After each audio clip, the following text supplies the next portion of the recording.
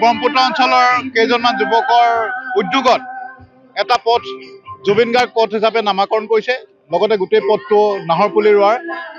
এটা পৰিকল্পনা লৈছে আৰু এইটো হয়তো অসমৰ ভিতৰত প্ৰথম হ'ব যে এটা পথক এই মহান শিল্পীগৰাকীৰ নামত নামাকৰণ কৰিছে খুব ভাল লাগিছে গোটেই বস্তুটো এটা ছাবজুডিচ পৰ্যায়ত আছে সেইকাৰণে তাৰ ওপৰত মই একো মন্তব্য নিদিওঁ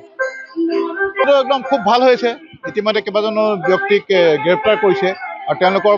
শাস্তি পোৱাটো আৰম্ভ হৈছে ইতিমধ্যে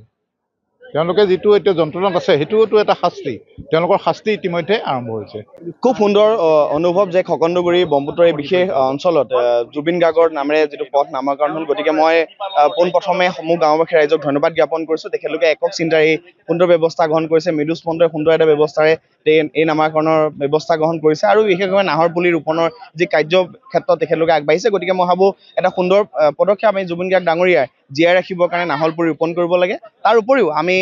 আমাৰ যি পৰিৱেশ আমি ভৱিষ্যত প্ৰজন্মৰ কাৰণে যি পৰিৱেশ ভাল এটা পৰিৱেশ তথা আমাৰ ভাল এখন পৃথিৱী জীয়াই ৰাখিবলৈ হ'লে আমি যিটো ওজন স্তৰৰ যিটো গেছৰ অদৰকাৰী যিটো গেছৰ মাত্ৰা বাঢ়ি গৈছে গতিকে তাৰ কাৰণে আমি কিন্তু পদক্ষেপ গ্ৰহণ কৰিব লাগিব গছপুলি ৰোপণে নহয় সামাজিক দৃষ্টিকোণে আমি যিবোৰ সামাজিকভাৱে যিবোৰ কাৰ্বন ডাই অক্সাইডৰ মাত্ৰা বা বাকী গেছবোৰৰ মাত্ৰা বাঢ়ি যোৱাৰ যিবোৰ